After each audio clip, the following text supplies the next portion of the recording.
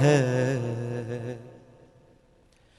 تجھے دیکھنا ہے وضو میرا،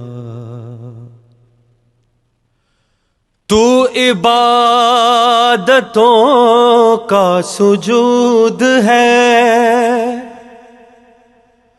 تو شہادتوں کا قیام ہے،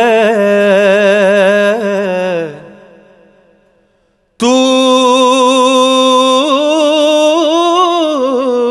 عبادتوں کا سجود ہے، تو شہادتوں کا قیام ہے، تو ولایتوں کا رکوع بھی ہے، تو ہی لا الہ کا راز ہے، تجھے دیکھنا ہے وضو میرا، تو نبی کی پشت پہ ہو اگر تو نماز حق بھی رکی رہے، تو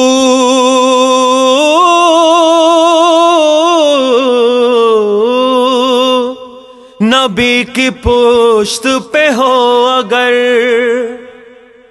تو نماز حق بھی رکی رہے،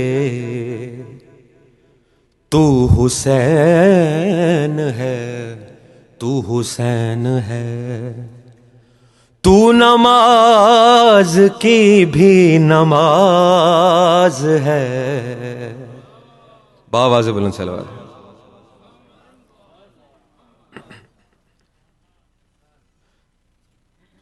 تو ہر ایک چیز سے بے نیاز، صفت خدا بھی ہے بے نیاز،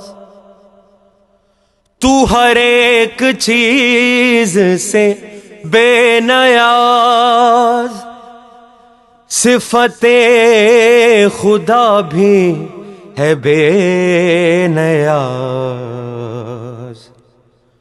تجھے رب کہوں اسے رب کہوں، میں نہیں کہوں گا یہ راز ہے،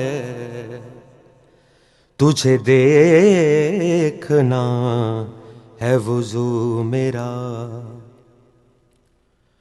تو نبی کے کاندھے پہ ہو اگر تو خدا کی مرضی دکھائی دے، تو نبی کے کاندھے پہ ہو اگر تو خدا کی مرضی دکھائی دے، تیرے ہاتھ میں دو جہان ہیں کہ نبی کی زلف دراز ہے، تجھے دیکھنا ہے نبو میرا، تیرے ماتمی تیرے نوحہ اگر تو جہاں میں سب سے عظیم ہے، تیرے ماتمی تیرے نوحہ اگر تو جہاں میں سب سے عظیم ہے، تیرا ذکر کر نہ نگر نگر، تیرا ذکر کر نگر نگر، تیرے ماتمی کی نماز ہے،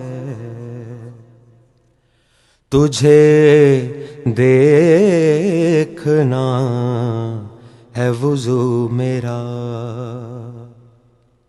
تیرا عشق میری نماز ہے، تو ہی بخش دیتا ہے شاہیاں، تو بڑا غریب نواز ہے۔ باواز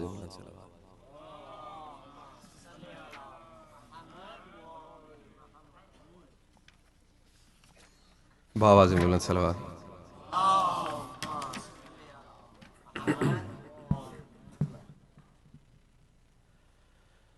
غم حسین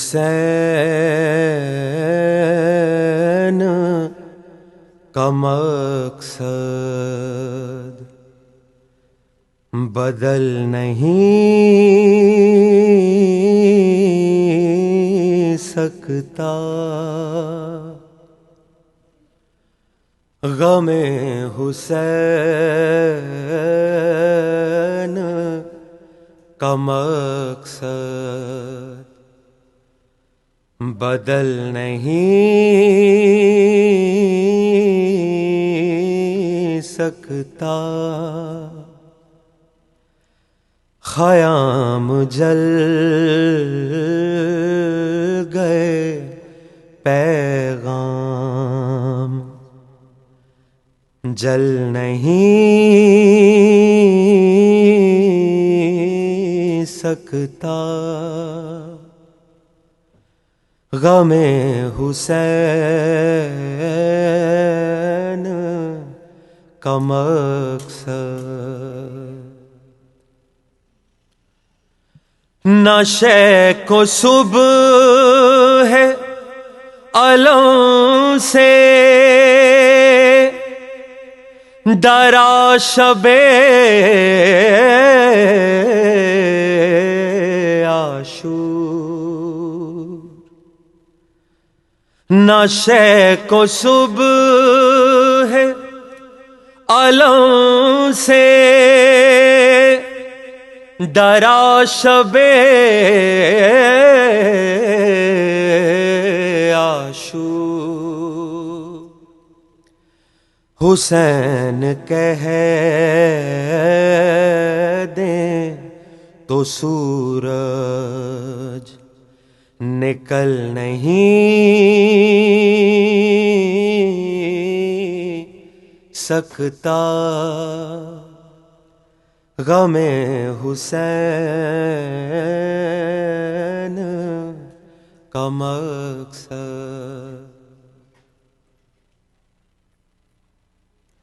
نکل تو آئے گناوک گلو اصغر سے، نکل تو آئے گناوک گلو اصغر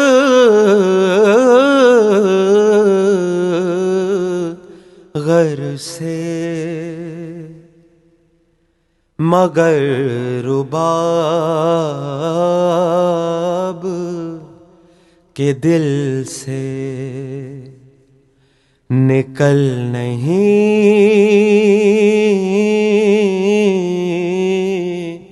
سکتا، مگر رباب کے دل سے نکل نہیں سکتا، غم حسین کا مقصد بدل نہیں سکتا، خیام جل گئے پیغام جل نہیں سکتا،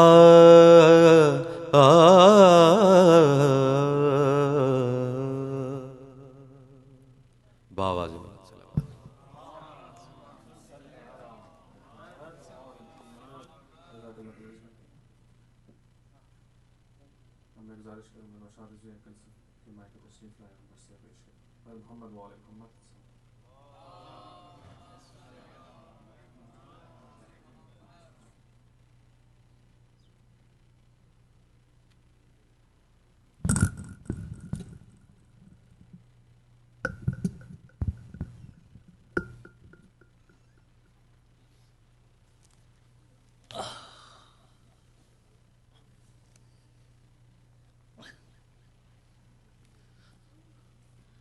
صلوات پڑھ دیجیے۔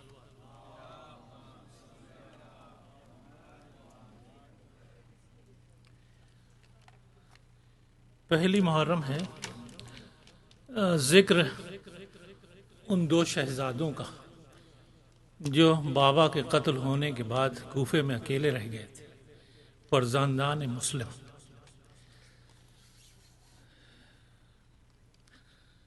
جب قتل ہوا ایلچی سید والا، اور بچوں پہ عجب حادثہ تقدیر نے ڈالا، کوئی نہ یتیموں کا رہا پوچھنے والا، تھے ننھے سی سینوں میں کلیجے تہوبالا، گیسو بھی پریشان تھے، کرتے بھی پھٹے تھے، اور خورشید سے منہ گرد یتیمی سے اٹے تھے، پردیس میں معصوموں کا دشمن تھا زمانہ، نہ بیٹھنے کی جا تھی نہ رہنے کا ٹھکانہ، بن باپ کئی روز سے کھایا نہ تھا کھانا، تقدیر میں غم کھانا تھا یا اشک بہانا، یہ کہتے تھے اور روتے تھے وہ ہجر پدر میں، تصویر اجل پھرتی تھی دونوں کی نظر میں، تھا شور منادی کا یہ ہر راہ گزر میں، بیٹوں کو نہ مسلم کے چھپائے کوئی گھر میں، دو طفل حسین بھاگے ہیں کل قاضی کے گھر سے، کر لی جو گرفتار جو آ نکلیں ادھر سے، خورشید سے ماتھے ہیں تو چہرے ہیں قمر سے، اور چھوٹے سے امامے ہیں جو لپٹے ہوئے سر سے، ہر ناکے پہ تھا حکم یہ ان دونوں کی خاطر، دربار میں غل تھا کہ کرو جلد انہیں حاضر، اور پھرتے تھے حیراں وہ مدینے کے مسافر، کوئی نہ مددگار تھا نہ حافظ و ناصر، اور پھرتی تھی اجل ساتھ جدھر جاتے تھے دونوں، پتا بھی کھڑکتا تھا تو ڈر جاتے تھے دونوں،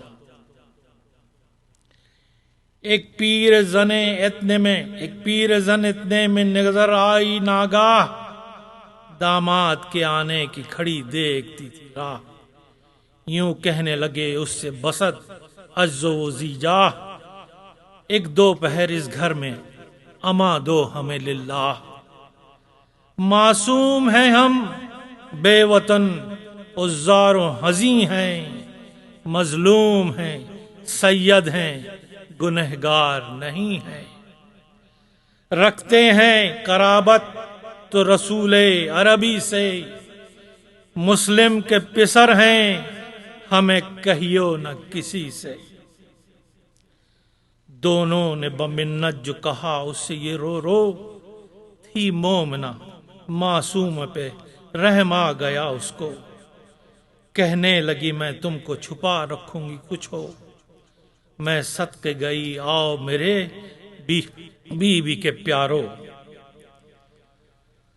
اور مہمان ہوئے جا کر ستم ایجاد کے گھر میں، کھانا بھی نہ کھایا نہ پیا، دونوں نے پانی، اور سوئے بہم مسلم مظلوم کے جانی، دروازے پہ آ پہنچا ادھر ظلم کا پانی، چلایا ضعیفہ کو یہ زنجیر ہلا کر، کوسوں کا تھکا آیا ہوں در کھول دیا کر، در کھولا تو کس غیب سے آیا وہ بدافعال، پھینکا کہیں خنجر کہیں تلوار کہیں ڈھال، اس تیش میں کھانا بھی نہ جلاد نے کھایا، پھر خواب اجل نے اسے بستر پہ گرایا،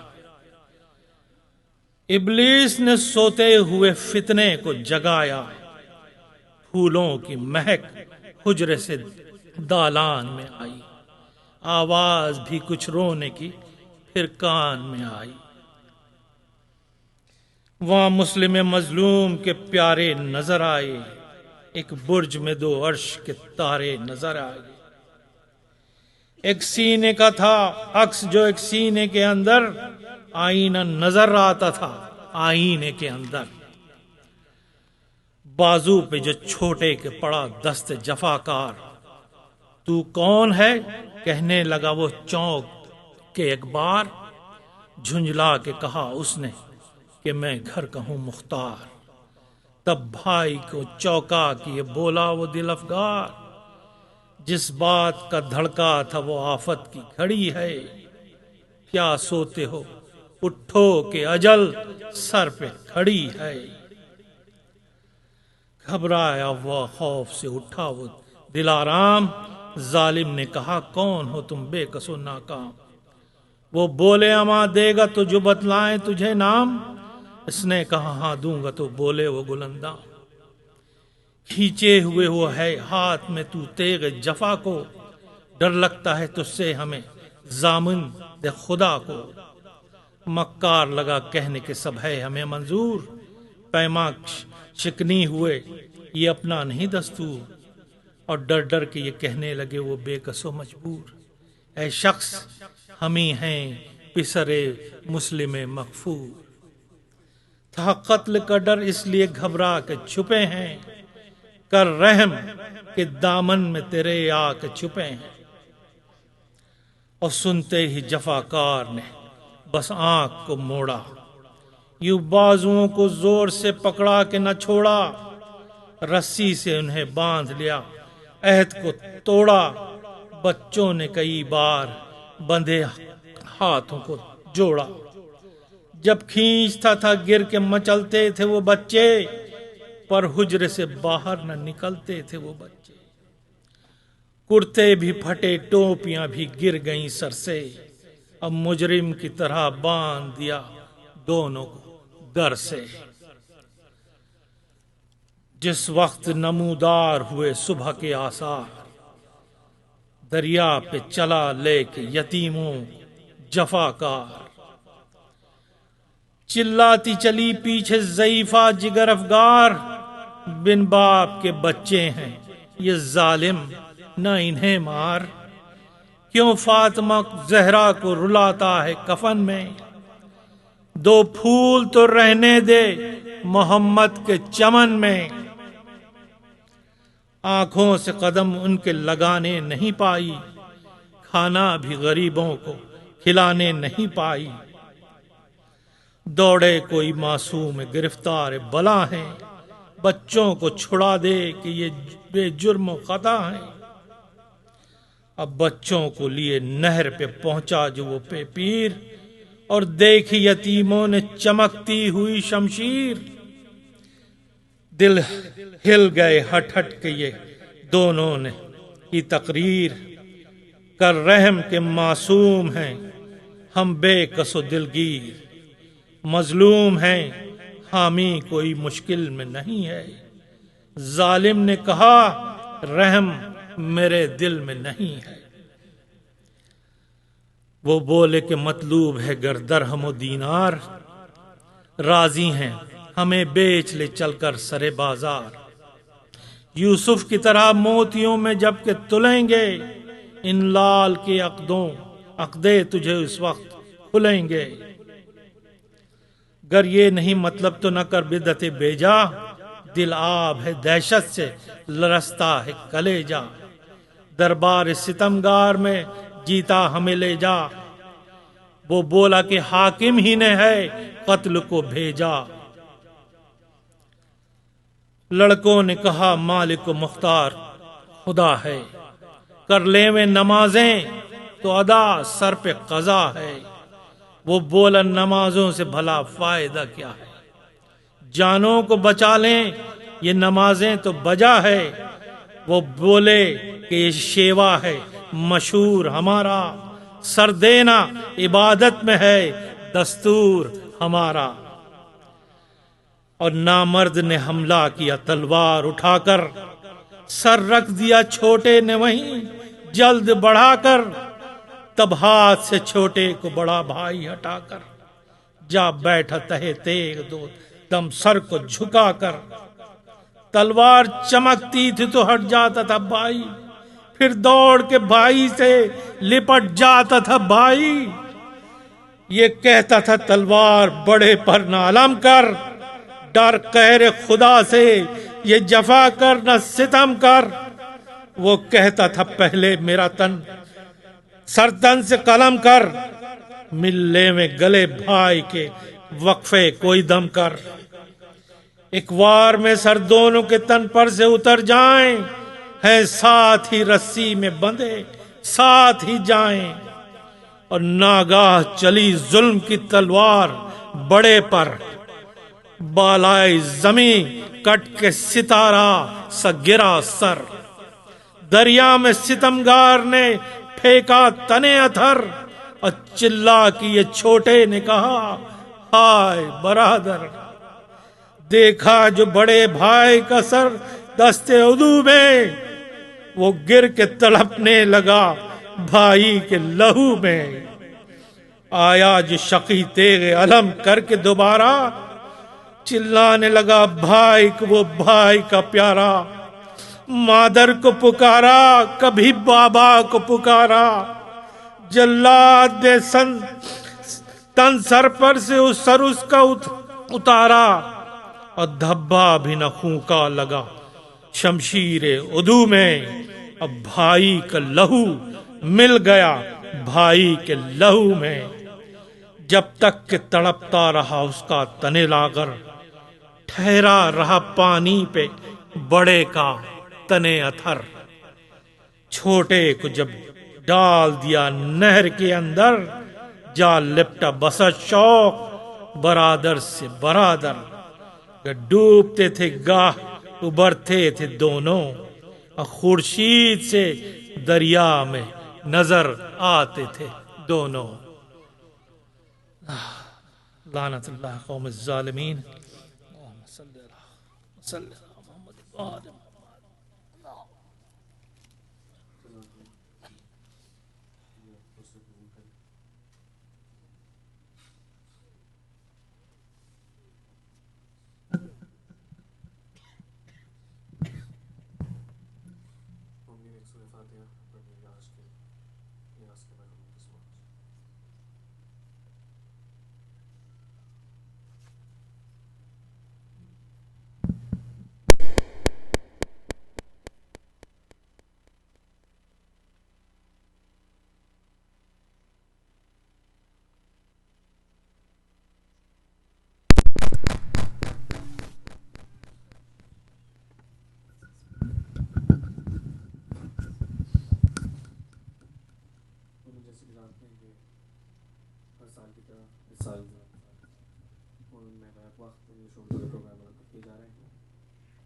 اردو میں اور انگلش مولانا سید زین الزاہدی ممتاز خطاب کر رہے ہیں، اور انگلش میں شیخ امین دستانی اور میں۔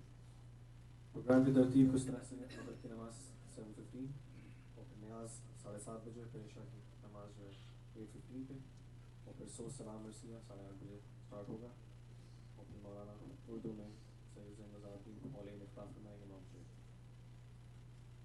اور انگلش میں پروگرام کا آغاز 8:30 بجے قرآن اور زیادہ شورا سے، اور پھر شیخ امین استانی کی اسپیچ.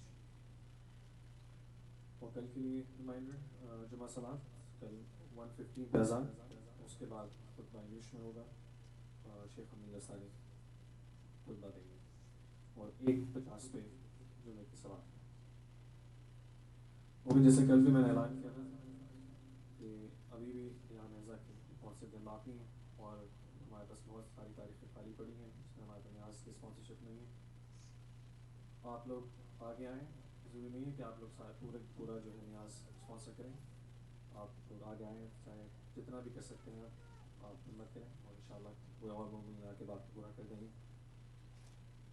اور نیاز کی اسپانسرشپ کے لیے اگر آپ لوگ چاہتے ہیں تو آپ بدر اظہر پیر بھائی سے کانٹیکٹ کر سکتے ہیں، اور بدر مظہر عباس سے، اور اگر سسٹرز کنٹریبیوٹ کرنا چاہتی ہیں نیاز کے فنڈ میں تو شہناز سجاد سے بات کر سکتے ہیں.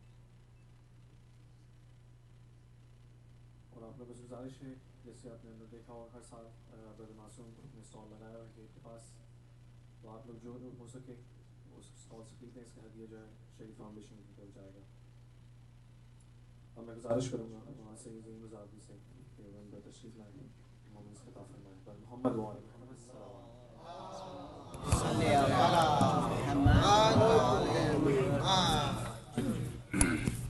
اور میں گزارش کروں گا جو مومن باہر کھڑے ہوئے ہیں وہ اندر آ جائیں. اب مولانا زیب ممبر ہیں.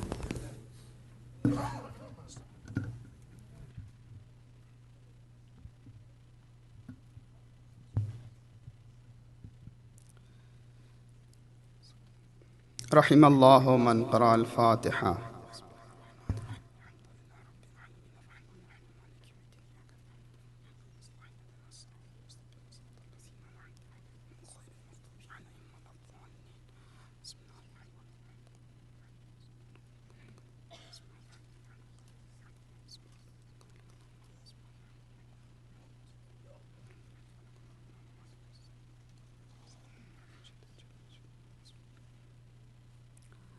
لا حول ولا قوة إلا بالله العلي العظيم. أعوذ بالله من الشيطان الرجيم. بسم الله الرحمن الرحيم.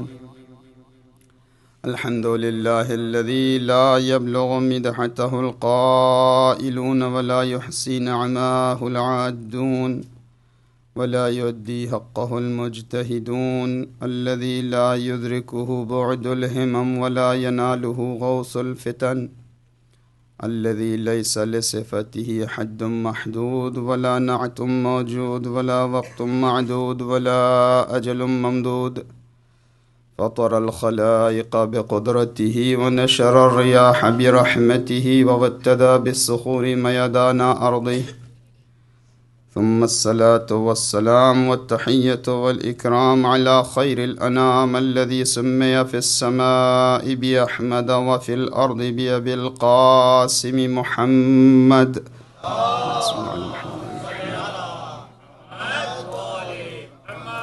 وعلى أهل بيته الطيبين الطاهرين المعصومين المظلومين، واللعنة الدائمة الباقية على أعدائهم أجمعين من ليلنا هذا إلى قيام يوم الدين. أما بعد، فقد قال الله تبارك وتعالى وتقدس في كتابه المجيد وفرقانه الحميد، وهو أصدق القائلين وقوله الحق. بسم الله الرحمن الرحيم. إن الذين قالوا ربنا الله ثم استقاموا تتنزل عليهم الملائكة ألا تخافوا ولا تحزنوا وابشروا بالجنة التي كنتم توعدون. صلوات پر محمد.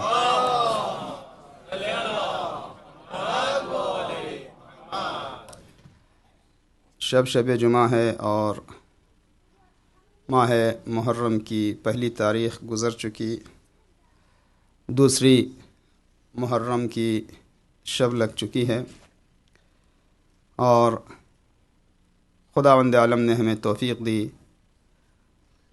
کہ مولا ابا عبداللہ الحسین کی عزا اور ان کے ذکر اور ان کی یاد سے اپنے دل و دماغ کو نورانی بنائیں.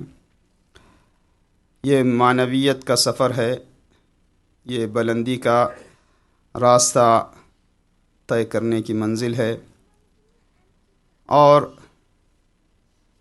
طاہر و مطہر حسین کی بارگاہ سے طہارت لینے کا موقع ہے۔ اس لیے کہ امام حسین سے نسبت پا کر ایک زمین جس کا نام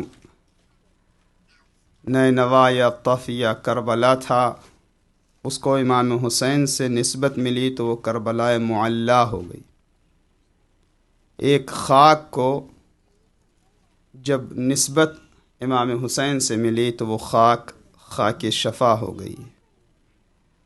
جس مٹی پر رحمت للعالمین رسول کے نواسے کا قطرہ خون گرا، وہ خاک خود پاک بھی ہو گئی، دنیا کو شفا دینے اور دنیا والوں کو مسیحائی کرنے کی صلاحیت بھی اپنے اندر پیدا کر چکی۔ ظاہر ہے جب خاک کو اتنا بلند کر دے نسبت حسین تو کیا دل و دماغ کو پاک نہیں کرے گا؟ اگر معرفت کے ساتھ آنکھ سے آنسو جاری ہوں تو آنکھیں پاک نہیں ہوں گی، دل پاک نہیں ہوں گے۔ اسی لیے کہا گیا ہے مثلا زیارت کے ضمن میں امام حسین سے نسبت کے ضمن میں کہ اگر معرفت کے ساتھ جاؤ تو تمہارے پرانے گناہ بھی معاف، آئندہ کے لیے بھی تمہارا سب کچھ صاف معاملہ ہو جاتا ہے۔ توجہ سے سنیں، غلط فہمی نہ ہو۔ پرانے گناہ بھی معاف اور یعنی کہ آئندہ کے بھی گناہ معاف۔ ہمارے پاس وہ تصور نہیں ہے جیسا کہ مثلا حضرت عیسیٰ کے حوالے سے کہ وہ ہمارے گناہوں کا کفارہ بن کر کے دنیا سے اٹھ گئے اور وہ ہمیں بخشوانے کے لیے ہماری سزا وہ لے کے چلے گئے، معاذ اللہ۔ وہ تصور نہیں ہے۔ امام حسین کی بارگاہ میں جو معرفت کے ساتھ آتا ہے اس کے وجود میں انقلاب برپا ہو جاتا ہے، وہ حسینی ہو جاتا ہے، دل و دماغ کے ساتھ، ایمان و عمل کے ساتھ، فکر اور نظریے کے ساتھ، کردار کے ساتھ۔ طہارت اس کو مل جاتی ہے، اس کا جیسا بھی پاسٹ رہا ہو، اس کا ماضی جیسا بھی رہا ہو، اگر حسینی ہے تو اس کا مستقبل آشکار اور بہت واضح اور تابناک ہے، بہت واضح ہے۔ مثلا اسی خاک شفا کے حوالے سے پرانی بحثیں رہی ہیں کہ کچھ لوگوں نے یوں بھی کہا کہ بھئی کربلا کی مٹی جو ہے وہ بڑی محترم ضرور ہوتی، لیکن اس میں تو رسول کے نواسے ہی کا خون نہیں ہے، بلکہ قاتلین شہدائے کربلا بھی تو یہاں قتل کیے گئے، اور تعداد کے حساب سے دیکھیں، نمبر کے حساب سے دیکھیں تو وہ زیادہ ہیں، تو آپ اتنی طہارت کی بات کرتے ہیں اس مٹی میں، تو وہ بھی۔ جواب بہت واضح ہے، اس کو بڑی تفصیل سے تمہید باندھ کے لمبے وقت میں بیان کرنے کی بات ہے، لیکن ایک جملے سے بات واضح ہو جائے تو ہم آگے کیوں نہ بڑھیں۔ جملے سے بات واضح، پورا قرآن مطہر ہے، لا یمسہ الا المطہرون، بزرگ جانتے ہی ہیں، یاد دلا رہا ہوں، اور ہو سکتا ہے کسی کے لیے نئی بات ہو یا یاد دہانی ہو کہ قرآن مجید پاک ہے، لا یمسہ الا المطہرون، قرآن کو بغیر وضو کے ہاتھ نہیں لگا سکتے، پورا قرآن پاک ہے۔ اب قرآن میں اگر ابلیس کا نام بھی آ جائے، نمرود کا نام بھی آ جائے، حامان ہو، شداد ہو، ظالمین ہو، اب یہ نہیں کہہ سکتا کوئی کہ یہ ظالم کا لفظ ہے، یہ شداد کا ہے، یہ فرعون کا ہے، یہ ابلیس کا ہے، تو یہاں میں بغیر وضو کے ہاتھ لگا لوں گا، نہیں۔ جب لوح محفوظ سے اتر کر قرآن مجید رسول کے قلب پر نازل ہونے کے بعد رسول اللہ کے پاکیزہ لبوں سے دنیا کو قرآن کے طور پر سنا دیا گیا، تو اب جتنے بھی الفاظ ہیں وہ سب کے سب طاہر و مطہر ہیں، کم سے کم۔ اب اگر کوئی لفظ جس کا مفہوم کسی ظالم اور غلط لفظ کی طرف بھی جا رہا، غلط شخص کی طرف بھی جا رہا ہو، تب بھی وہ لفظ محترم ہو گیا، اس لیے کہ قرآن کا حصہ بن گیا۔ اب خاک کربلا کے لیے چاہے جس کا جو بھی تصور ہو، کربلا کو امام حسین سے نسبت ہو گئی تو وہ صرف خاک شفا نہیں ہے بلکہ رشک جنت ہے۔ جنت اپنے اوپر فخر کرے گی کہ من مثلی، کون مجھ جیسا ہو سکتا ہے۔ جب قیامت کے دن کربلا کے اس قطع ارضی کو، خاص طور سے میں نے کہا کہ تمہید اور شب جمعہ بھی ہے، تو اپنے ذہن کو آمادہ کرتے ہوئے موضوع پر گفتگو کرنے کے لیے ایک اشارہ کرتا ہوا آگے بڑھوں کہ جب قیامت کے دن کربلا کے اس حصہ عرضی کو قیام اس جنت سے جوڑا جائے گا تو جنت اپنے اوپر فخر کرے گی کہ من مثلی، کون مجھ جیسا ہو سکتا ہے، میں تو وہ ہوں کہ کربلا کو میرے ساتھ جوڑ دیا گیا۔ دنیا کو جنت کی خواہش ہے، جنت کو کربلا اور کربلا والوں کی خواہش ہے۔ تو جب مٹی پر یہ اثر ہوتا ہے تو پھر میں اپنے لیے نتیجہ لوں گا، کیا میرے دل پہ اثر نہیں ہوتا ہے، میرے دماغ پہ اثر نہیں ہوتا ہے، میری آنکھوں پہ اثر نہیں ہوتا ہے، میرے جسم پر اثر نہیں ہوتا ہے، میری روح پر اثر نہیں ہوتا ہے نسبت حسین کا؟ اگر اثر نہیں ہو رہا ہے تو یہ میرے ظرف کی کمی ہے اور ذکر و نسبت امام حسین کی کمی نہیں ہے۔ امام کی جو نسبت ہے وہ بڑی عظیم ہے۔ امام کی نسبت مظلوم کربلا ابا عبداللہ الحسین سے رشتہ توسل ذرا سا بھی کسی بھی طریقے سے ہو جائے، یہ جو اب بہت مشہور حدیث آپ سنتے ہیں، ممبکا او اب کا او تبا کا، جو روئے رونے کی صورت بنائے، گریا کرے رولائے، یہ مختلف الفاظ اور مختلف طرح طرح کی جو اصطلاحیں ہیں، اس کا ایک ہی نتیجہ ہے، ایک ہی بات سمجھائی جا رہی ہے کہ کسی بھی طریقے سے تمہارا رشتہ حسین سے ہو جائے، نسبت برقرار ہو جائے تو تمہاری نجات یقینی ہے۔ آپ حضرات صلوات پڑھتے ہوئے تھوڑا سا آگے تشریف لانے کی زحمت کر رہا فرمائیں۔ بارے دیگر صلوات پڑھتے ہوئے تھوڑا سا پیچھے جو مومنین ہیں وہ آگے تشریف نہیں ہے۔ بہرحال حسین دین ہے، حسین دین خدا کی پہچان ہے، حسین عظیم آیت الہی ہے۔ ظالم نے سمجھا تھا کہ ہم نے حسین کو قتل کر کے ختم کر دیا۔ غم حسین کا مقصد ابھی پڑھا گیا، غم حسین کا مقصد بدل نہیں سکتا، خیام جل گئے پیغام جل نہیں سکتا۔ خیموں میں آگ لگائی جا سکتی ہے، سر کو تن سے جدا کیا جا سکتا ہے، مگر قرآن اور اہل بیت کو کوئی جدا نہیں کر سکتا، لیکن اور اسی طریقے سے کوئی دین کی عظمت کو گھٹا نہیں سکتا۔ دین حسین سے، دین کی راہ حسین سے، دین میں استقامت کی ضرورت ہے۔ ہمارا یہی عنوان گفتگو ہے جو مومنین ہمارے ساتھ 2 دن سے چل رہے ہیں۔ دین کی پہچان، دین کی شناخت، دین کو سمجھنا، دین اپنا لینا اور پھر دیندار بنے رہنا، دین کی راہ میں، ایمان کی راہ میں ثابت قدم رہنا۔ اس کے نتائج بہت ہیں، آگے بھی گفتگو ہوتی رہے گی۔ ان الذین قالوا ربنا اللہ ثم استقاموا، جو لوگ اعلان کرتے ہیں، کہتے ہیں کہ اللہ ہی ہمارا رب ہے، ان کے دل میں ایمان کی شمع جل رہی ہے، پھر صرف زبان سے کہتے نہیں ہیں بلکہ عملی اعتبار سے، کردار کے اعتبار سے، جسم و جان سے، فکر و عمل سے دین پر قائم رہتے ہیں، ایمان کی راہ پر ثابت قدم رہتے ہیں، اللہ ہی کو رب مانتے ہیں، اللہ والوں سے ہی دل لگائے رہتے ہیں، ثابت قدم رہتے ہیں دین پر، تو ایسے لوگوں پر ملائکہ یہ گڈ نیوز دیتے ہوئے، خوشخبری دیتے ہوئے آتے رہتے ہیں۔ انہیں اس بات کا احساس ہوتا رہتا ہے کہ تم کو ڈرنے گھبرانے کی ضرورت نہیں ہے، تم کو اس جنت کی بشارت دی جاتی ہے جس کا وعدہ پہلے سے دیا جاتا رہا، اس جنت کی خوشخبری دی جا رہی ہے۔ دین کیا ہے؟ آپ حضرات ہمارے ساتھ ساتھ چلیں۔ ظاہر ہے کہ یہ درسگاہ حسینی ہے، یہ عظیم دسترخوان ہے، تو یہاں سے جتنا بھی ہم فیض لے سکتے ہیں لے کے چلیں۔ یہ نہیں میں کہہ رہا ہوں کہ میں بزرگوں کو کوئی نئی بات بتانے آیا ہوں، میں کچھ پڑھانے کی بات کر رہا ہوں، نہیں، ہم سب اس بارگاہ کے اسٹوڈنٹ ہیں، اور یہاں پہ اس جگہ پہ ہمیں داخلہ مل گیا، یہ کیا کم توفیق ہے؟ اس یونیورسٹی میں ہمیں داخلہ دے دیا گیا، بہت عجیب بات ہے، بڑی عظیم توفیق ہے یہاں۔ اور یہاں پہ کیا پڑھایا جاتا ہے، کیا دیا جاتا ہے؟ اگر اسی پر میں بات کرتا رہوں گا میرا وقت نکل جائے گا۔ یہاں پہ کیا دیا جاتا ہے، یہاں کا سلیبس کیا ہے، کیا مواد درسی ہے؟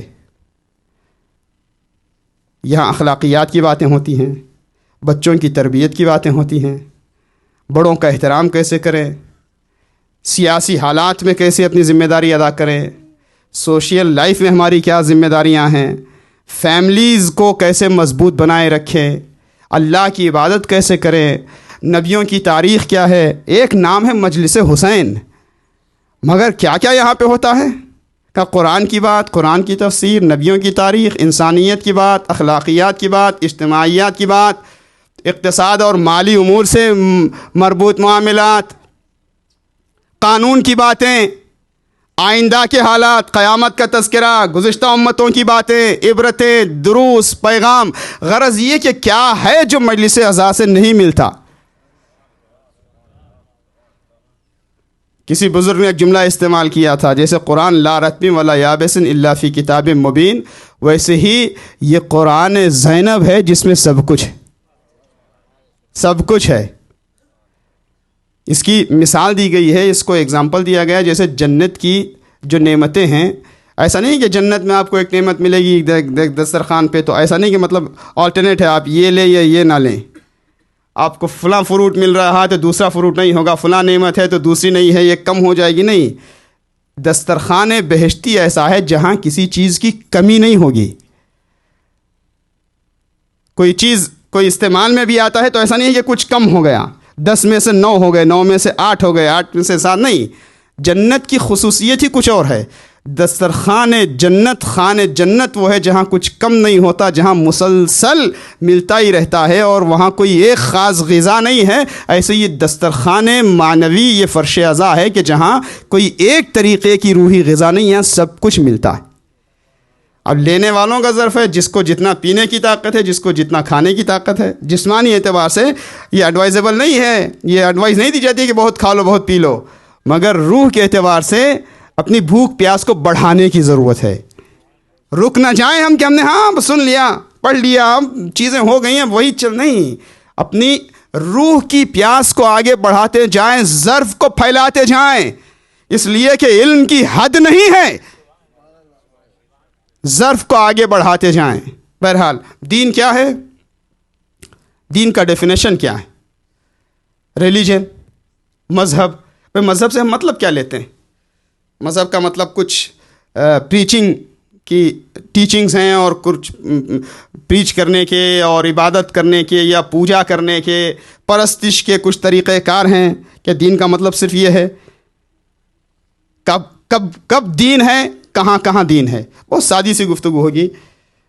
کوشش یہ ہوتی ہے کہ عام طور پر اگر بچے بھی جن کی ادھوری اردو ہے یا بچیاں بھی اور جو بھی ساتھ ہمارے ہیں تو وہ ساتھ ساتھ چلتے رہیں کافی حد تک ہماری باتوں کو سمجھتے ہوئے. بزرگ تو بہرحال جانتے ہی ہیں کہ دین کیا ہے، دین کہاں ہے، کب ہے، کب سے کب تک دین ہے، کہاں سے کہاں تک دین ہے، آخر دین ہے کیا.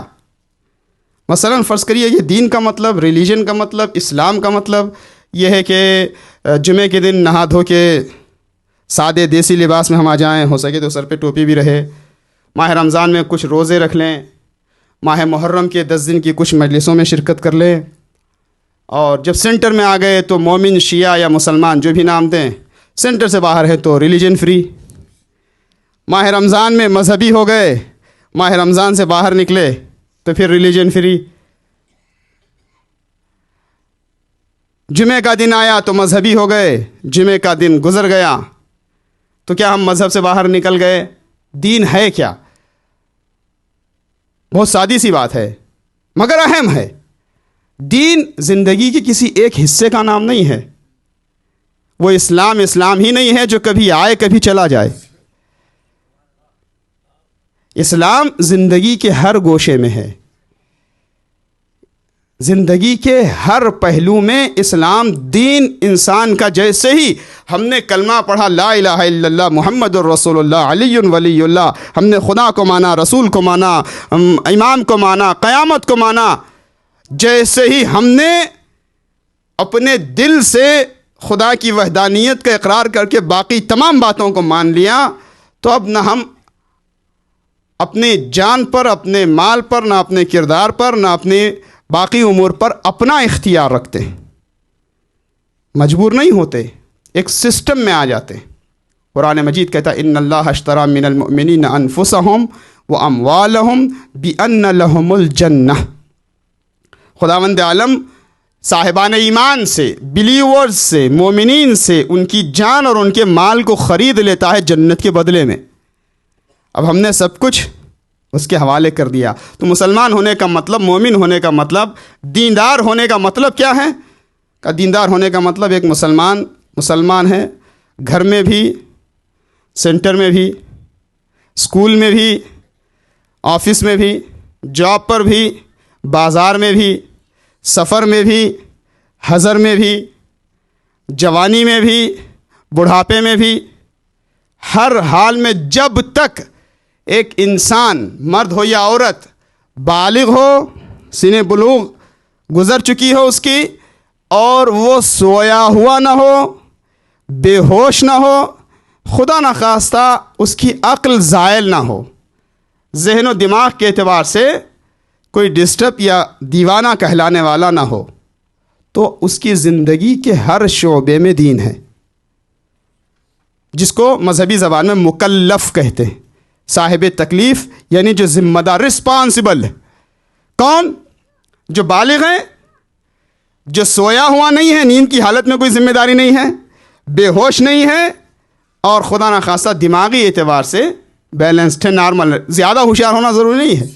جب آپ اس میں پڑھتے ہیں نا کتابوں میں کہ بالغ و عاقل ہونا چاہیے، مثلا معاملے کے لیے بالغ و عاقل ہو، نماز پڑھانے کے لیے بالغ و عاقل ہو، گواہی دینے کے لیے بالغ و عاقل و عادل ہو۔ عاقل ہونے کا مطلب کوئی ایکسٹرا آرڈنری ہوشیاری دکھانا نہیں، عاقل ہونے کا مطلب یہ ہے کہ پرابلم نہ ہو، ذہنی اعتبار سے کوئی خدا نخواستہ بیمار نہ ہو، دماغ کا دیوانہ نہ ہو، پاگل نہ ہو، تو وہ ذمہ دار ہے۔ جب ذمہ دار ہے تو اس کا زندگی کا ہر شعبہ دین کی حدود میں آ جاتا ہے۔ اب ایک مسلمان کا، مومن کا بولنا مسلمان کا بولنا ہے، سننا مسلمان کا سننا ہے، دیکھنا مسلمان کا دیکھنا ہے، پہننا مسلمان کا پہننا ہے، یہاں تک کہ سوچنا۔ عجیب بات ہے، کیا قرآن مجید نے ہمارے سامنے لاجیکل، پریکٹیکل اور بلندی تک پہنچانے والا نظام رکھا ہے۔ بولنے کے بھی ہم ذمہ دار ہیں، اچھا کبھی کبھی نہ بولنے کے بھی ذمہ دار ہیں۔ بعض اوقات آپ بول نہیں رہے ہیں، آپ کا نہ بولنا بھی پوچھا جائے گا۔ کبھی کبھی نہ بولنا خود ایک عمل ہے، ایک ایکشن ہے۔ خاموشی ایسا نہیں کہ کچھ نہیں کر رہے ہیں تو یہ عدم ہے، یہ نیگیٹو ہے، کچھ نہیں۔ بولنے کے بھی ہم ذمہ دار ہیں، اور جہاں پہ بولنا چاہیے وہاں پر نہ بولنے کے بھی تو ذمہ دار ہیں۔ بہت سے لوگ ایسے ہیں جنہوں نے کربلا کے واقعے میں امام حسین کی شہادت پر خاموشی اختیار کر لی۔ وہ خاموشی چپ ہو جانا نہیں تھا، وہ خاموشی خود بہت بڑا عمل تھا، جس کے لیے بعض لوگ پچھتاتے رہے اور بعض لوگ جواب دہ ہیں قیامت کے دن تک۔ تو ایک مسلمان کا دیکھنا، سننا، بولنا، پڑھنا، لکھنا، بیٹھنا، اٹھنا، یہاں تک کہ سوچنا بھی مسلمان کا سوچنا ہے۔ تو ان الذین قالوا ربنا اللہ ثم استقاموا، دین کو ماننا، پھر دین پر استقامت۔ دین کا مطلب کیا ہے؟ دین پر استقامت کا مطلب کیا ہے؟ کنسسٹنسی، مسلسل طریقے سے ثابت رہیں دین پر، اور ہر لمحہ یاد رکھیں۔ یہی کیفیت ہے عزادار امام حسین ہونے کی۔ میں ایک جملہ کہہ کے جلدی سے آگے بڑھتا ہوا چلوں۔ عزاداری کی خاص تاریخیں 10-12 محرم ہیں، مگر یاد رکھیں امام کا عزادار چند روزہ عزادار نہیں ہوتا، وہ زندگی کے ہر شعبے میں عزادار حسین ہوتا ہے۔ صرف محرم میں نہیں، سال بھر یاد و محبت و اطاعت حسین سے اس کا دل سرشار ہونا چاہیے۔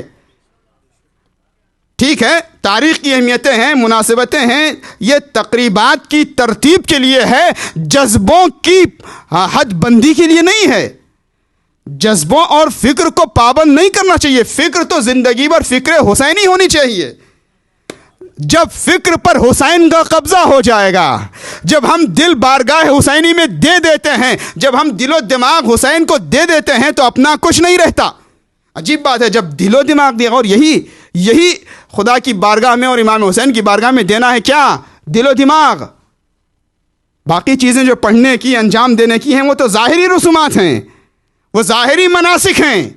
اصل کیفیت یہ ہے کہ ہم امام کی بارگاہ میں اپنا ذہن، اپنا دل، اپنی فکر، اپنے تصورات دے دیں۔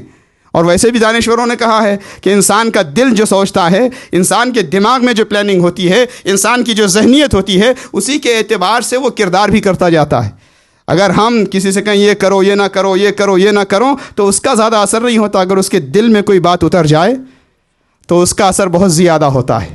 اگر دل میں حسینیت کا نور چمک جائے تو پھر الگ الگ چیزوں کو تفصیل سے بیان کرنے کی ضرورت نہیں ہے کہ تم وقت میں نماز پڑھو, حرام سے بچو, واجب کو انجام دو, امر معروف کرو, نہی عن المنکر کرو. جب دل و دماغ فکر حسینی سے سرشار ہیں تو وقت نماز یاد رہے گی, ماہ رمضان میں روزے یاد رہیں گے, حج واجب ہو گیا حج یاد رہے گا, واجبات کا خیال رہے گا, خواتین کو اپنی ذمہ داریاں یاد رہیں گی کہ ہم سب حسینی ہیں, ہم سب تو زینب کی عزادار ہیں, ہم تو بی بی زینب کو یاد کرنے والیاں ہیں.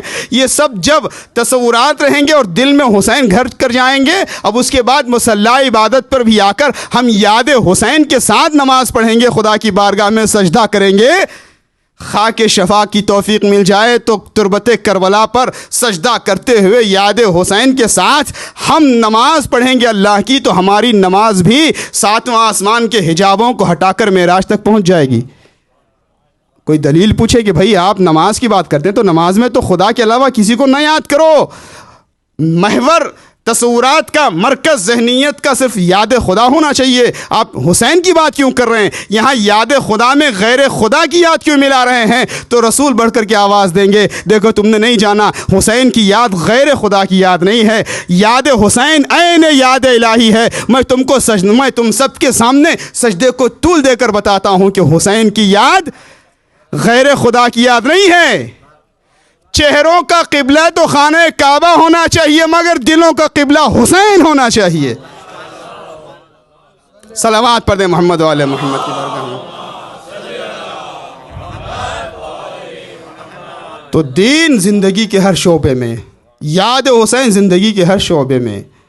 ہو سکتا ہے آپ سوچیں گے یہ بہت زیادہ کبھی کبھی جو ہے اونچی پچ پہ بات کرنا, کہہ دینا کہ آپ سوچیں ایسے, بولیں ایسے. میں آپ کے لیے نہیں کہہ رہا ہوں, اپنے لیے بھی کہہ رہا ہوں, اب بلکہ اپنے ہی آپ سے خطاب کر کے آپ کو سنا رہا ہوں. کہہ دینا آسان ہے کہ ہم اپنا تصور بھی بس اللہ کے لیے, امام حسین کے لیے بولیں بھی, دیکھیں بھی, بیٹھیں بھی, اٹھیں بھی. یہ عام خواہ کہیں ٹینشن تو پیدا کرنے کی بات نہیں ہو رہی ہے. بہت زیادہ مسئلے کو الجھایا جا رہا ہے, بہت زیادہ جو ہے وہ سختی برتی جا رہی ہے. نہیں, ہم اپنی ذمہ داری کو دیکھتے ہوئے مقام بھی تو دیکھیں. ایک مومن کا سٹیٹس کیا ہے, ایک محب اہل بیت اور مطیع امام کا مقام کیا ہوتا ہے, مومن کا مقام کیا ہے. قرآن مجید آپ پڑھیں, مومن کیا ہے؟ غریب ہو, خدا نخواستہ مفلس ہو, خدا نخواستہ ڈسیبل ہو بیماری کے اعتبار سے, گھر اس کے پاس ہو کہ نہ ہو, اس کی پہچان ہو کہ نہ ہو, اس کے دوست ہوں کہ نہ ہو, اس کے پاس اولاد ہو کہ نہ ہو, اس کے پاس مال دنیا ہو کہ نہ ہو, اور زیادہ پریکٹیکل باتیں اس کے پاس اسٹیٹس ہو کہ نہ ہو, نیشنلٹی کا مسئلہ چل رہا ہو, جیسے بھی جتنے بھی مسائل ہیں, اگر مومن ہے تو ہی از گریٹ, وہ بلند ہے. وَلَا تَهِنُوا وَلَا تَحْزَنُوا أَنْتُمُ الْأَعْلَوْنَ إِن كُنتُم مُؤْمِنِينَ. تم کو ڈرنے اور گھبرانے کی ضرورت نہیں ہے. یو آر گریٹ, آپ اونچے ہیں, آپ بہت بلند ہیں اگر آپ مومن ہیں. کبھی کبھی براڈ مائنڈڈ ہو کر کے ایسی باتیں سننے میں یا غور کرنے میں آتی ہیں کہ نہیں, اسلام میں سب برابر ہیں, دین کی نظر میں سب برابر ہیں. اس سے مس انڈرسٹینڈنگ نہیں ہونی چاہیے. ایسا نہیں ہے کہ دین کی نظر میں سب برابر ہیں.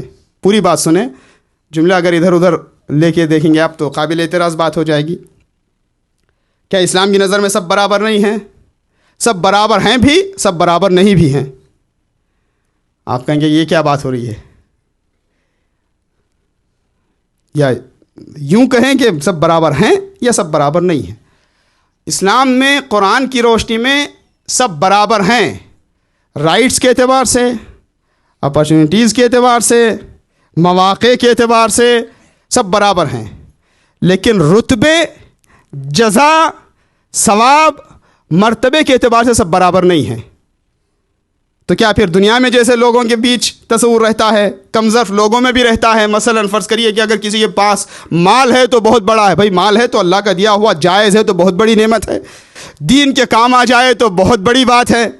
مال ہے اللہ کی نعمت, مگر اونچے ہونے کا کوئی کرائٹریا نہیں ہے. اگر فرض کرے کسی کے پاس کوئی عہدہ ہے، عہدہ بھی توفیق ہو سکتا. جناب سلیمان کو اللہ نے بہت بڑی حکومت دی تھی، بہت بڑا عہدہ دیا تھا، اللہ کی بندگی میں کام آ سکتا ہے، لیکن صرف عہدے کا پا لینا بڑے ہونے کی دلیل نہیں ہے. ڈگریاں، بڑی اچھی ڈگریاں، ہر مومن کو، ہر جوان کو دنیا کی بیسٹ سے بیسٹ، اچھی سے اچھی کالج میں اچھی سے اچھی ڈگری حاصل کرنی چاہیے، مگر صرف ڈگری ہی کسی کے اونچے ہونے کا معیار نہیں ہے. علم یا بلکہ لباس. کیوں دوسروں کی مثال دیں؟ مولانا کہلا لینا، ابا ماما ابا قبا پہن لینا کہ یہ بہت بڑے ہونے کی دلیل کہ نہیں. یہ لباس عزت بھی دلاتا ہے، ذمہ داری بھی دلاتا ہے، لیکن یہ کسی کے بلند ہونے کی اپنے آپ دلیل نہیں ہے. قرآن بہت واضح طور پر کہہ رہا ہے. آپ چاہے تقویٰ کی بات سورہ حجرات کی پڑھیں یا اس آیت کو آپ دیکھیں جس کو میں نے آپ کے سامنے عرض کیا، انتم الاعلون ان کنتم مؤمنین. تم بہت بلند ہو، تم بہت بلند ہو اگر تمہارے اندر ایمان کی دولت ہے. اگر ایمان کی دولت ہے تو سب سے بلند ہیں. اور اچھا، ہم ویسے بھی مولا علی کے چاہنے والے ہیں، ہمارا کلیم ہی یہ ہے، ہماری زندگی کا مقصد ہی یہ ہے. ہم پہچانے جاتے ہی ہیں شیعہ علی ابن ابی طالب کے نام سے. ہماری پہچان ہی مولا علی کے نام سے ہے، اور اتفاق سے مولا علی کا نام بھی اللہ نے علی رکھا ہے. یہی اعلون سیم لفظ، سیم بیس ورڈ ہے، علو.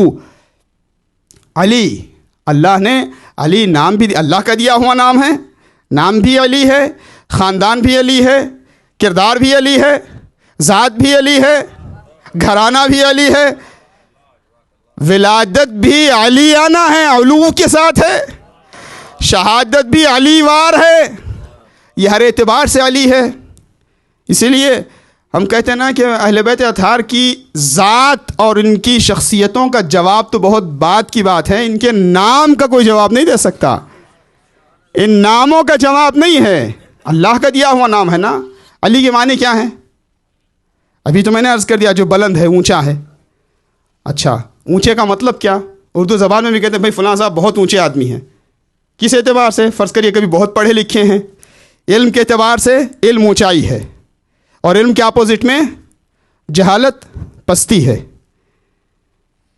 مال کے اعتبار سے اگر کوئی دوسروں کے کام آئے، مال رکھنا بڑی بات نہیں ہے، مال سے دوسروں کی مدد کرنا یا دین خدا کا کام کرنا بڑی بات ہے. ٹھیک ہے، اگر کوئی سخاوت کرتا ہے، راہ خدا میں خرچ کرتا ہے، دوسروں کے کام میں انسانیت کے لیے خرچ کرتا ہے، تو سخاوت بلندی ہے اور کنجوسی پستی ہے.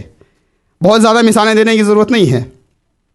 شجاعت، میدان جنگ میں جمے رہنا بلندی ہے، اور بزدلی، بے غیرتی، مقصد پر قائم نہ رہنا، اپنے ذاتی امور میں نہیں، حقیقی خدائی امور میں قوت بازو کا استعمال نہ کر سکنا یا ارادے کو مضبوط نہ رکھنا، بزدلی کمزوری ہے، پستی ہے.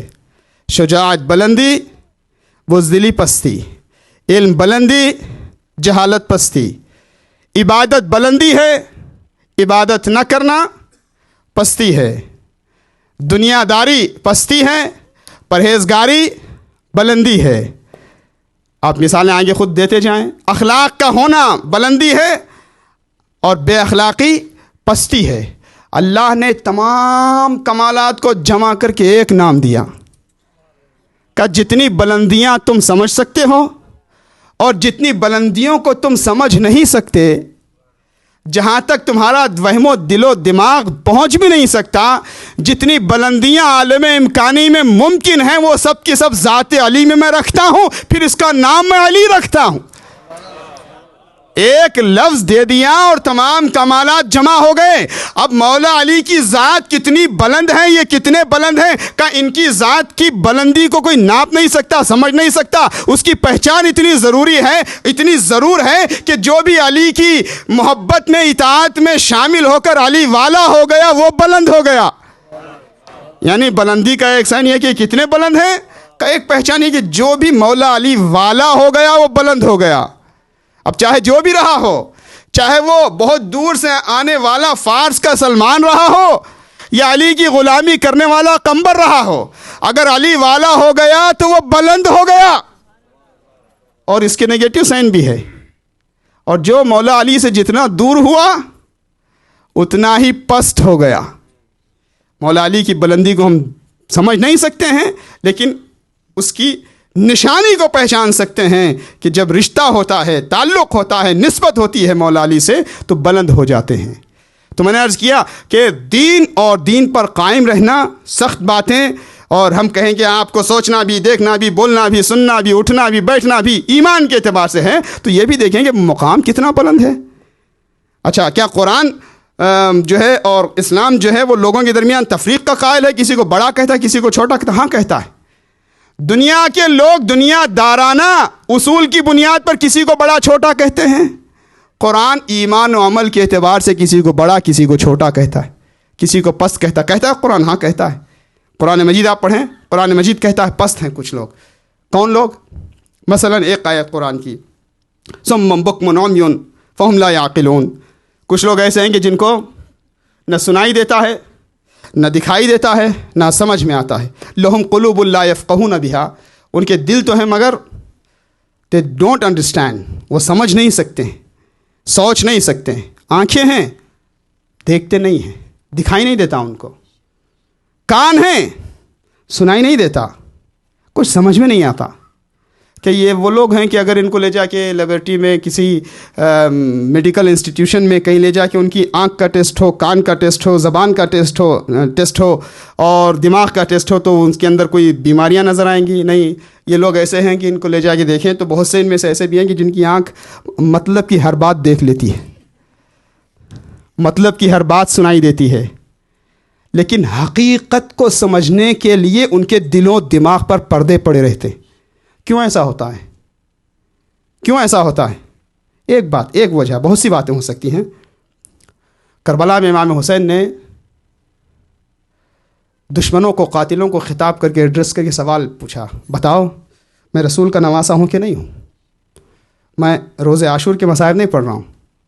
اس موضوع سے، اس عنوان سے کہ کیوں ایسا ہوتا ہے کہ لوگوں کی آنکھوں پر پردے پڑ جاتے ہیں، ان کو حق نظر نہیں آتا، ان کو حق سنائی نہیں دیتا، ان کو حق سمجھ میں نہیں آتا، سمجھنا نہیں چاہتے، دیکھنا نہیں چاہتے، سننا نہیں چاہتے.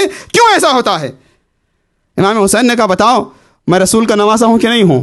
انشدکم باللہ، کہاں ہم گواہی دیتے ہیں کہ تم رسول کے نواسے ہو. میں علی مرتضیٰ کا بیٹا ہوں کہ نہیں ہوں؟ ہم گواہی دیتے ہیں کہ تم علی مرتضیٰ کے بیٹے ہو. میں فاطمہ کا دل بند ہوں کہ نہیں ہوں؟ ہم گواہی دیتے ہیں کہ تم فاطمہ کے دل بند ہو. بتاؤ میرے سر پہ جو امامہ ہے وہ میرے نانا رسول کا ہے کہ نہیں ہے؟ میری تلوار میرے نانا رسول کی ہے کہ نہیں ہے؟ میری سواری میرے نانا کی ہے کہ نہیں ہے؟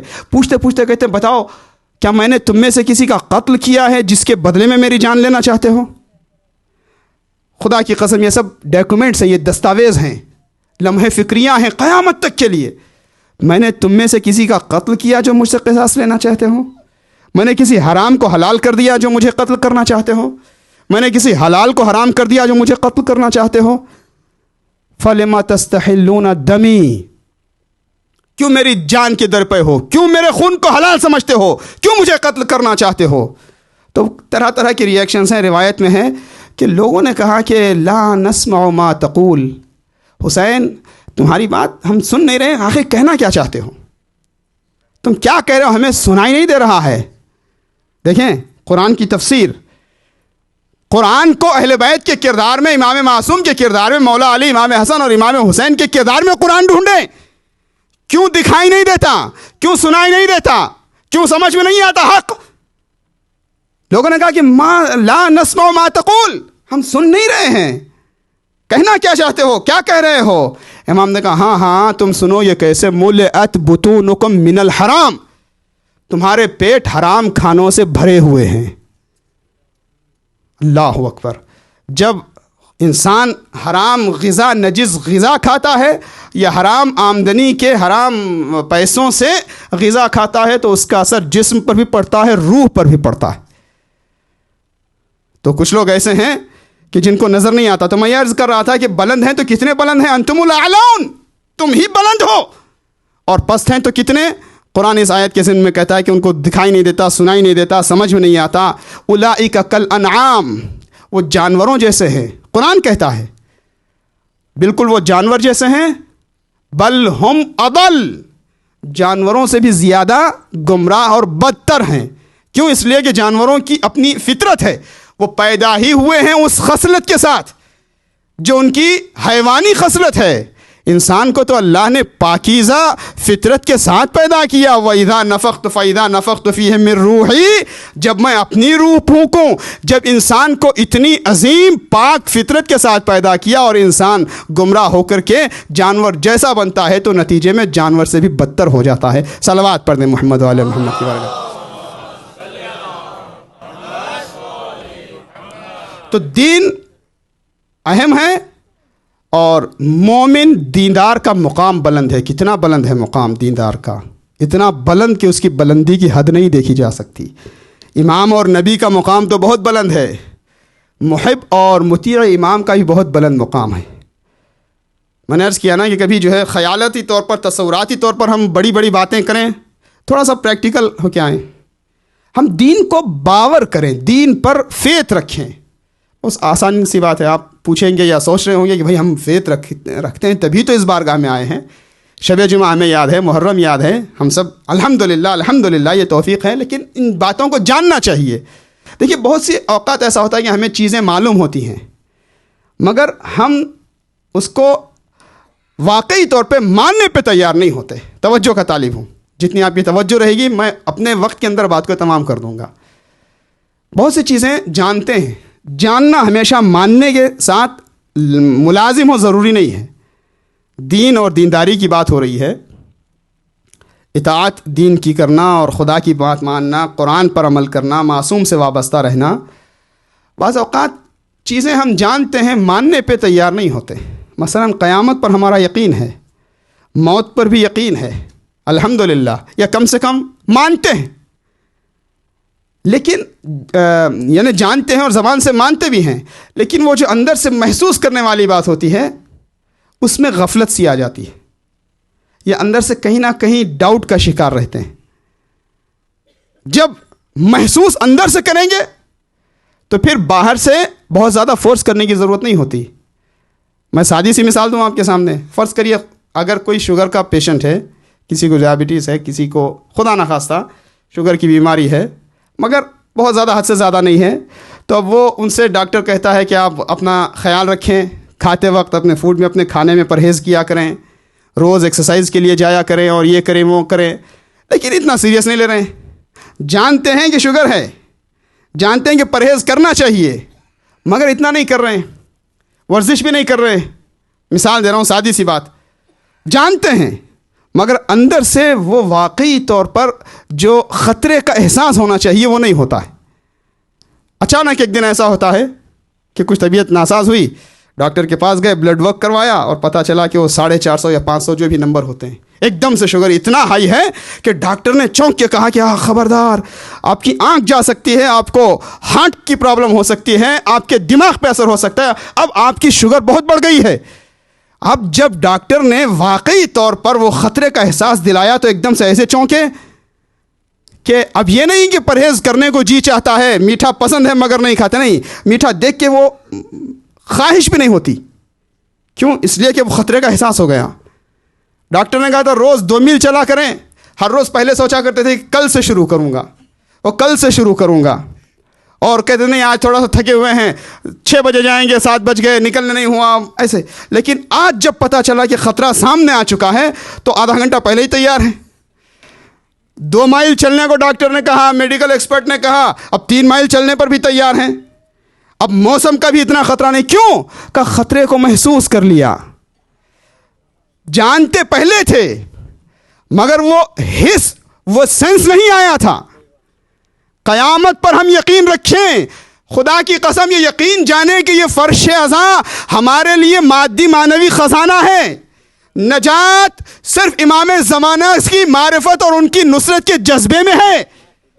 اس بات کو مانیں اور قیامت کے خطرے کا احساس کریں۔ چلیں ایک نیگیٹو مثال تھی، پازیٹیو مثال۔ کبھی کبھی انسان خطرے سے گھبرا جاتا ہے لیکن بہت زیادہ شوق نہیں ہوتا۔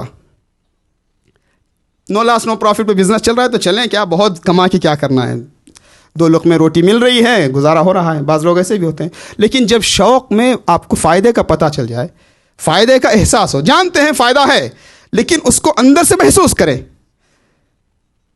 ایک موقع پر بہت گہری سردی کے دنوں میں دسمبر جنوری میں کینیڈا میں خود ایک مومن کے ساتھ ایسے ایام اعزاں میں گاڑی سے جا رہا تھا، تو وہ تاریخ شاید بلیک فرائیڈے کی تھی اور کوئی آفر تھا کسی مال کے باہر.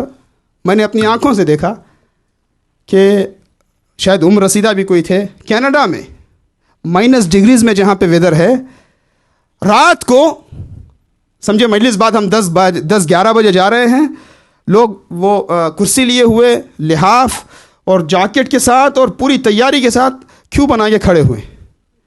میں نے پوچھا کیا معاملہ ہے؟ کہا وہ آفر ہے کل، تو مثلا پتہ نہیں فون یا ٹی وی یا کیا، مثال دے رہا ہوں میں، شاید وہ $500 کی جو قیمت کی چیز ہے وہ فرسٹ 15 کسٹمرز کو یا فرسٹ 20 کسٹمرز کو جو ہے وہ 200 میں دے رہے ہیں. $300 کا فائدہ یقین ہو گیا. مثلا میں مثال دے رہا ہوں، اتنی عظیم سردی -، ڈگریز میں جہاں پہ چند منٹ میں خشک ہو جائے اسکن، جمع ہو جائے خون، ایسے میں رات بھر کوئی کھڑا رہتا ہے تاکہ وہ جو تھوڑا سا فائدہ ہو رہا ہے وہ ہو جائے. کیوں؟ اس فائدے کو آنکھوں سے دیکھ رہا ہے. عزیزوں، میں اپنے آپ سمیت آپ سے عرض کر رہا ہوں، اگر ہماری آنکھیں کھل جائیں نا آخرت کے خطرے کے حوالے سے اور شوق ثواب میں، تو 2 رکعت نماز صبح نہیں، نماز شب بھی مشکل نہیں نظر آئے گی. میں اپنے لیے کہہ رہا ہوں. خمس دیتے ہوئے کبھی سوچتے ہیں بھائی، کبھی بات ہوتی ہے تو مذاق میں بعض لوگ کہہ بھی دیتے ہیں دل کی بات، مولانا اپنی محنت کی کمائی ہے. اپنی محنت کی کمائی کیسے دیں بھئی؟ آپ اپنی محنت کی کمائی سمجھ رہے ہیں، آپ اس کو اپنا سمجھ رہے ہیں. پہلے اپنا خیال تو بدلیں کہ جو کچھ ہے وہ اللہ کا دیا ہوا ہے، اور جو آپ خرچ کر رہے ہیں وہ خرچ ہو کے آپ سے الگ ہوتا نہیں ہے، وہی حقیقت میں انویسٹمنٹ ہے. جب آپ مال کو اپنا سمجھتے ہیں اور پھر سمجھتے ہیں کہ وہ آپ کے ہاتھ سے چلا گیا تو وہاں مشکل پیدا ہوتی ہے. نہیں، محسوس کریں کہ نہیں، یہ جو کچھ ہم کر رہے ہیں وہ اللہ کے لیے ہے، تو فائدے کو محسوس کریں یا خطرے کو محسوس کریں. جانتے ہیں، میں یہ نہیں کہہ رہا ہوں کہ جانتے نہیں ہیں، ایمان نہیں ہے. الحمدللہ خاندانی طور پر بھی مسلمان ہیں، مومن بھی ہیں، اور اگر کسی نے ایسے بھی مومنین یا مومنات ہوں کہ جن کو کنورٹ ہونے کا موقع ملا، اللہ نے انہیں یہ توفیق مزید دے دی کہ وہ اہل بیت کی تعلیمات میں آ جائیں، شامل ہو جائیں، قرآن پڑھیں، تو یہ توفیق تو ہے، مگر اس توفیق کو محسوس کرنے کی ضرورت ہے. میں نے جتنی مثالیں تھیں یہ بھی سچی تھیں، ہمارے اعتبار سے سچی نہیں ہیں، بڑے لوگوں کے اعتبار سے. فائدے کے شوق میں عبادت کرنا بھی تاجروں والی عبادت ہے. خطرے کے ڈر میں بھی بندگی کرنا یہ نوکروں والی عبادت ہے. ہم تو ان کو مانتے ہیں جنہوں نے کہا، مولا علی نے کہا، خدایا بل وجدتک اہلا للعبادہ، میں نے تجھے مستحق عبادت پایا. ہاں ٹھیک ہے، بیان کرنے میں سننے میں یہ آسان ہے، میں ذرا سا کھل کے اپنی دل کی بات پریکٹیکل ہو کے کہتا ہوں. چلیں، اتنا مرتبہ نہیں آگے بڑھا زندگی میں کہ کبھی کسی وقت جو ہے وہ جذبہ پیدا ہو جائے کہ صرف خدا کو مستحق عبادت سمجھ کر عبادت کریں، تو کم سے کم نوکروں والی ہی عبادت کر لیں، کم سے کم تاجروں والا ہی سلسلہ جاری رکھیں. اتنی بری بات نہیں ہے. قرآن میں بھی خداوند عالم نے جنت کی خوشیاں اور جنت کی نعمتوں کو یاد دلایا ہے. رسول کا لقب ہی یہ ہے کہ خوشخبری دے اور ڈرائے. تو خوشی کے شوق میں یا خطرے کے ڈر سے ہی صحیح اپنی ذمہ داری کو ادا کر کے محسوس کریں. یہ دین ہے. لہٰذا دین کا مطلب ہے سرنڈر ہو جانا، تسلیم ہو جانا. یہ نہیں کہ تھوڑا سا پک کر لیا، تھوڑا سا چھوڑ دیا، جو اپنے مطلب کا یا آسان ملا اس کو لے لیا، اور جہاں ذرا سی مشکل آئی وہاں ہم نے چھوڑ دیا. نہیں، یہ دینداری کا تقاضا نہیں ہے. کربلا مکمل دینداری کا مطالبہ کرتی ہے. دین است حسین، دین پناہ است حسین. یہ صرف فضائل امام حسین نہیں ہے، یہ عملی پیغام ہے. دیندار بنے رہو، اور خدا کی قسم فرش ازا سے بڑھ کر کوئی اور دینداری کی طرف بلانے والا ہمارے پاس ہتھیار نہیں ہے.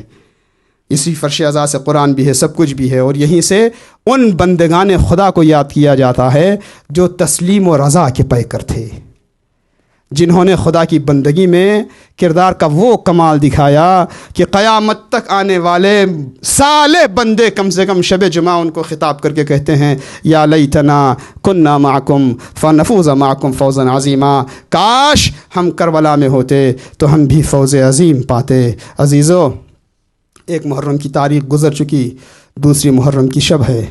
2 محرم کو کربلا میں قافلہ پہنچا. کون سی زمین؟ کربلا. طویل تاریخ ہے کربلا کی سرزمین کی، تاریخ بڑی طویل ہے. انبیاء الہی یہاں سے گزرے، اولو العزم پیغمبروں کو کربلا سے نسبت رہی ہے. جناب نوح نے کربلا کے ذکر کے ساتھ، امام حسین کے ذکر کے ساتھ گریہ کیا ہے. جناب ابراہیم نے، رسول اللہ نے، امیر المومنین صفین کے موقع پر سرزمین کربلا کے قریب پہنچے، لمحے کے لیے شاید آنکھیں بند ہوئیں.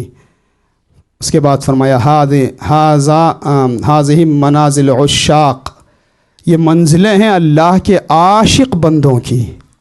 کون سمجھتا تھا؟ دیکھیں کیا تعبیر ہے. اب اس کی تفصیل میں جانے کا اس وقت موقع نہیں ہے. یہ منزلیں ہیں عاشق بندوں کی. عشق کی انتہا ہو جائے گی کربلا پر. کربلا میں عشق الہی کی حد کر دی جائے گی. وہ کربلا جس کے قریب قافلہ پہنچا تو تاریخ کہتی ہے کہ ایک مرتبہ امام حسین نے اپنے ساتھیوں سے پوچھا کہ تحقیق کرو، پتہ لگاؤ اس جگہ کا نام کیا ہے. پوچھا گیا اس جگہ کو کیا کہتے ہیں؟ کسی نے کہا اس کا نام طف ہے. کہ اس کا نام کوئی اور بھی ہے؟ کہاں اس جگہ کو نینوا بھی کہتے ہیں. کوئی اور نام بھی اس مقام کا ہے؟ کہاں اس مقام کو کربلا کہا جاتا ہے. جیسے یہ لفظ سنا امام کی زبان پر فقرہ جاری ہوا، اللہم انی اعوذ بک من کرب و بلا. مالک میں تجھ سے تیری پناہ مانگتا ہوں کرب اور بلا سے، پریشانیوں سے. حسین کے ساتھ عصمت کبریٰ جناب سیدہ کی نشانی، جناب زینب علیہ مقام. بھیا حسین کس مقام پر ہم پہنچے ہیں؟ یا آپ کا قافلہ پہنچا ہے کہ یہاں پہنچتے ہی دل تڑپ جاتا ہے، آنکھوں کے آنسو نہیں تھمتے ہیں، بڑی بے چینی ہے. بھیا اس منزل سے جلدی گزر جاؤ. کہا نہیں، اسی منزل میں ہمیں قیام بھی کرنا ہے، یہاں قیام بھی کرنا ہے، یہاں خیمے بھی لگانے ہیں. اللہ اکبر.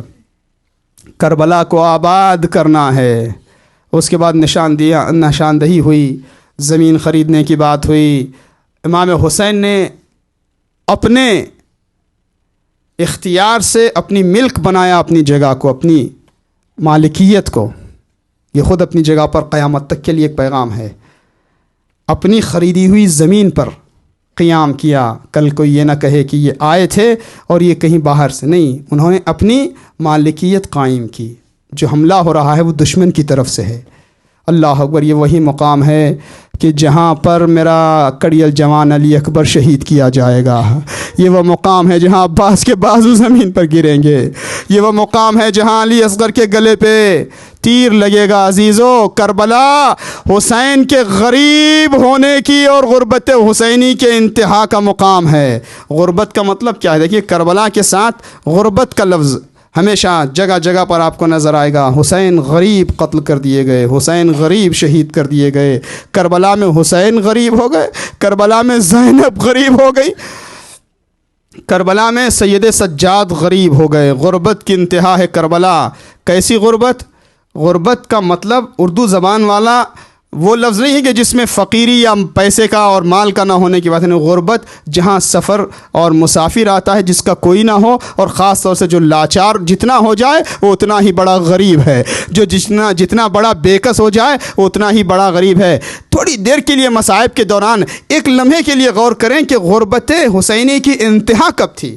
یوں تو امام حسین غریب ہوئے، دشمنوں نے گھیر لیا، امام حسین کی تمام کمائی اور جناب سیدہ کے پورے خاندان کو یہاں شہید کرنے کی کوشش ہوئی. غربت چاروں طرف نظر آتی ہے، مگر غربت کی انتہا کب تھی؟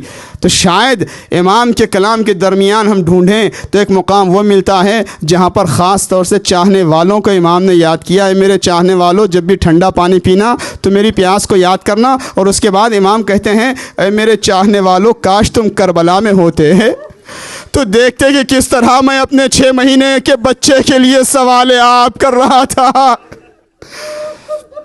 لیتکم فی یوم عاشوراء جمیعا تنظرونی کیف استسقیت لطفلی. میں اپنے بچے کے لیے سوال آپ کس طرح سے کر رہا تھا اور کس طرح سے تیرے سے شعبہ سے جواب دیا گیا. کون؟ حسین. اتنا غریب ہو گیا کہ اپنے ننھے بچے کو جس نے سوال عام اور اتمام حجت کے طور پر پیش کیا، یہ وہی حسین ہے جو ابھی راہ کربلا میں ہر کے لشکر کو پانی پلا چکا۔ ہر کے لشکر میں ایک سپاہی ایسا بھی ہے، بس اشارہ کر کے مجلس کو تمام کرنا ہے گا، ایسا بھی سپاہی کہ جس کو جب بھی پانی دیا جاتا تو کمزوری کا عالم یہ تھا کہ اس کے ہاتھوں سے مشک چھوٹ جاتا، پانی زمین پہ بہہ جاتا۔ ایک بار دو بار ایک مرتبہ دیکھتا ہے وہ نحیف کمزور سپاہی دشمن کے لشکر کا کہ کرسی پر بیٹھا ہوا فرزند زہرا ابا عبداللہ الحسین اپنی کرسی سے آگے بڑھے، یہ نہیں کہ عباس سے کہا ہو، علی اکبر سے کہا ہو، جب پیاسا پانی پینے کے قابل نہیں تھا تو مظلوم کربلا آگے بڑھے، دہانہ کھول دیا، گویا زانو زمین پہ رکھا اور اپنے دشمن کے لشکر کے سپاہی کو اپنے ہاتھوں سے سیراب کرایا۔ یہ فرزند زہرا، یہ مظلوم اتنا غریب ہو گیا کہ 6 مہینے کے بچے کے لیے سوال آپ کرتا رہا۔ اللہ اکبر، غربت کی انتہا کربلا، میں کہوں گا یہ یقیناً غربت حسینی کی انتہا تھی، لیکن غربت کی آخری حد کب ہو گئی؟ یا لفظوں کو بدل کر کے یوں تصور کریں کہ یہ امام حسین کی غربت تھی، سید سجاد کی غربت کیا تھی؟ سید سجاد اور زینب کتنے غریب ہو گئے کربلا میں۔ عزادار و تاریخ کہتی ہے واقعہ کربلا کے بعد جب امام زین العابدین مدینے میں ہوا کرتے تھے، ایک مرتبہ ایک مقام پہ ایک روایت ملتی ہے کہ ایک شخص آیا، آنے کے بعد مدینے کی گلیوں سے جا رہا تھا کہ ارحمونی انا رجل غریب، میری مدد کرو، مجھ پر رحم کرو کہ میں غریب ہوں، لاچار ہوں، بے کس ہوں، میرا کوئی نہیں ہے۔ سید سجاد نے اسے قریب بلایا، پوچھا کیا کہتے ہو؟ کہتا یہی ہوں کہ میرا کوئی نہیں ہے، میری مدد کرو اور میں سوال لے کر کے آیا ہوں۔ ایک مرتبہ سید سجاد فرماتے ہیں کہ بتاؤ، میں تم سے ایک سوال کرتا ہوں کہ اگر خدا نخواستہ تمہاری موت واقع ہو جائے مدینے میں اور تم مر جاؤ، اللہ سے پیارے ہو جاؤ، تو کیا کوئی تمہیں دفنانے والا ہوگا؟ کیا کوئی کفن تمہیں پہنائے گا؟ کیا تمہیں کوئی سپرد خاک کرے گا؟ یہ سننا تھا۔ آنے والے غریب مسافر نے تکبیر بلند کی، اللہ اکبر، مسلمانوں کا شہر میں مر جاؤں مجھے کفن نہ ملے، ایسی امید نہیں ہے۔ ایک مرتبہ سید سجاد نے سر کو پیٹا، آنے والے جا خود کو غریب نہ کہنا۔ اللہ، آج کربلا میں قافلہ پہنچا، ایک حسین کی غربت، لیکن 11 محرم ہوتے ہوتے سید سجاد کتنے غریب ہو گئے کہ ایک مرتبہ کیا دیکھا، اپنے بابا کا ضعیف بابا کا لاشا ہے، بے گور و کفن پڑا ہوا ہے، لیکن سید سجاد کے ہاتھوں میں ہتھکڑیاں، پیروں میں بیڑیاں۔ یہ غربت زینب کی انتہا تھی بھیا، سر پہ چادر بھی نہیں کہ میں تیرے بدن کا کفن بنا دیتی اور تیرے لاشے کو اس طرح بے گور و کفن نہ دیکھتی۔ اللہ لعنت اللہ علی القوم الظالمین وسيعلم الذين ظلموا أي منقلب ينقلبون إنا لله وإنا إليه راجعون۔ پروردگار ہمارے ان قلیل اعمال قبول فرما، شب جمعہ شب رحمت و مغفرت ہے، ہمارے تمام گناہان صغیرہ و کبیرہ کو معاف فرما، ہماری نیک توفیقات میں اضافہ فرما، ہمیں اپنی کوششوں میں اخلاص نیت کی توفیق عطا فرما۔ مالک، ہمارا شمار امام حسین کے حقیقی عزاداروں میں فرما۔ پالنے والے تجھے واسطہ عظمت حسین کا، عظمت شہدائے کربلا کا، مالک دنیا میں جہاں کہیں بھی مومنین ہیں، عزادار ہیں، سب کی جان مال عزت آبرو کی حفاظت فرما، دشمنوں کی، دہشت گردوں کی، ظالموں کی تمام سازشوں کو انہی کی طرف لوٹا دے، زیارت گاہوں کی حفاظت فرما، زائرین کی حفاظت فرما، ماتمی دستوں کی، عزاخانوں کی، مجلسوں کی، مرثیوں کی، مرثیہ خانوں کی، مالک جتنی بھی نسبت امام حسین سے ہیں پالنے والے سب کی حفاظت فرما، سب کی توفیقات میں اضافہ فرما، علماء کرام، مراج اعظام سب کی حفاظت و نصرت فرما، دنیا کے ہر مظلوم کی مدد فرما، ہر ظالم کو کفر کردار تک پہنچا، امام کے ظہور میں تعجیل فرما اور ہم سب کو امام کے اعوان و انصار میں شمار فرما۔ ماتم حسین۔